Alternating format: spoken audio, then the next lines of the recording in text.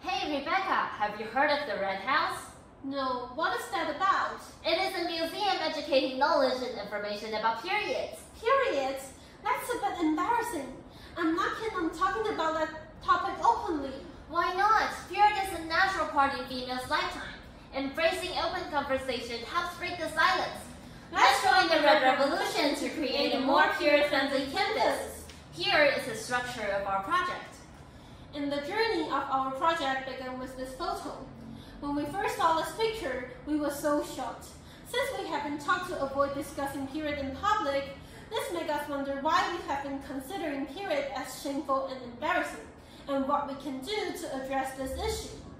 It is hoped that our project could contribute to revolutionizing Red and achieving the fifth goal of the SDGs, gender equality. To do so, we've raised 4 questions. First, what is the level of understanding of menstruation among male and female high school students? Second, what are the attitudes and experiences of high school students toward menstruation? Next, how much do high school students know about menstrual care behaviors? And finally, what are high school students' views on menstrual education? Before we dive into our research, let's establish some key concepts. Period stigma is the belief that period is unclean and brings bad luck, which leads to euphemistic word use, awkward feelings about periods, and even keeping females from religious events. And according to the British Science Association, period stigma can be attributed to a lack of menstrual education. That's where menstrual education comes in. It offers everyone with knowledge of menstrual cycle and how to prepare for the physical and mental changes. Experts agree it leads to positive menstrual experiences, better self-esteem, and even less confusion. For example, period care behavior is one of the most important pieces of period knowledge, which involves mental and physical aspects. Mentally, it's about understanding period and getting ready for changes. Physically, it includes preparing pads, wrapping soup, and heating pads. In Taiwan, Red is the first NGO advocating for menstrual education and period equity since it was established. They believe that menstrual education is a key to unlocking self-understanding and building bridges of empathy. So they designed different courses for various age groups, covering fundamentals of period and its related issues. We also put our sport and skills into this project. First, in the presentation practice course, we learned how to organize presentations. In the digital technology application course, we gained word processing skills such as analyzing data and designing an online questionnaire. The practice in English reading and writing course enabled us to polish our writing skills. In order to build our participants pool, we invited 336 females and 140 male students to join our project. Our questionnaire covers true or false questions on period knowledge, a Likert scale for attitudes and experiences, options for menstrual care behaviors, and questions about their opinions toward menstrual education. And in the next section, let's firstly find out how the findings answer our research questions, and ultimately, we'd like to unveil the images of both genders representing how they perceive periods by putting the results analysis together. Our first research question is to assess high school students' understanding of period. We found that they understand period well with an over 80% correction rate. Only 2 facts confuse them. Menstrual blood is the same blood as from injuries or nosebleeds, and physical activities should be avoided to prevent excessive bleeding. This shows that we should address myths while teaching knowledge about period. The second question is to understand students' opinions and students' attitudes and experiences about period.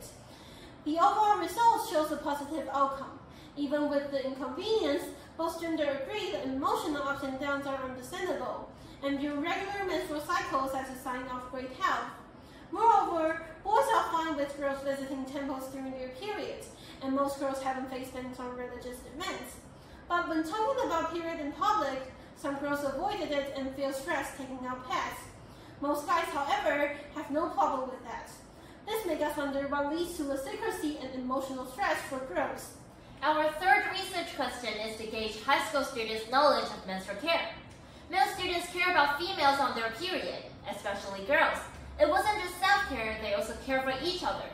For example, they know how to eat scraps, remind them of blood stains, and assist others with cramp troubles.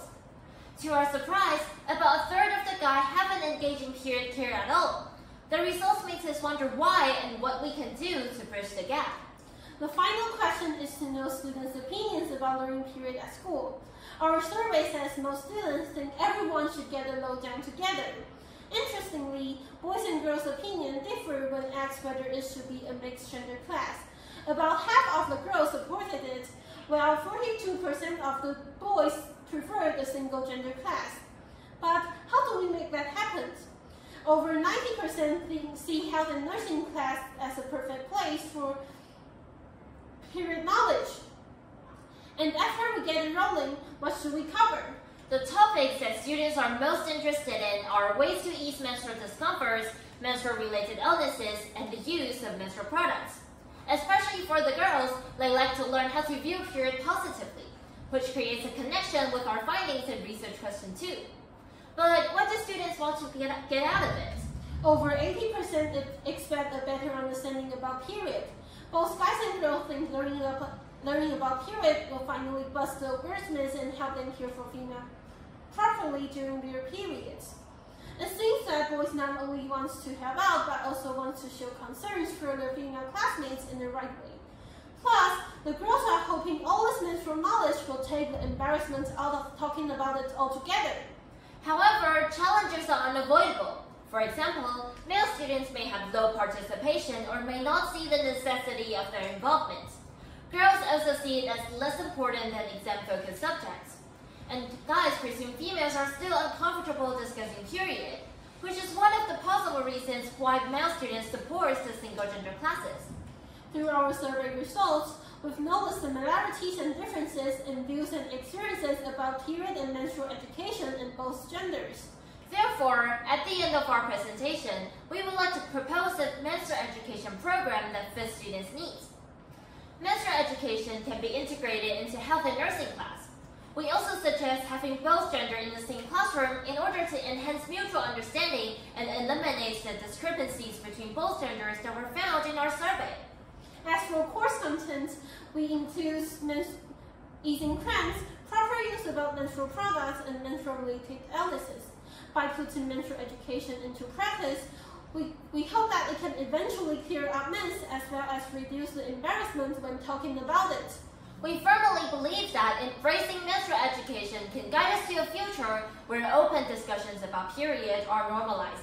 And hopefully, we can broaden the scope to the whole society in the near future.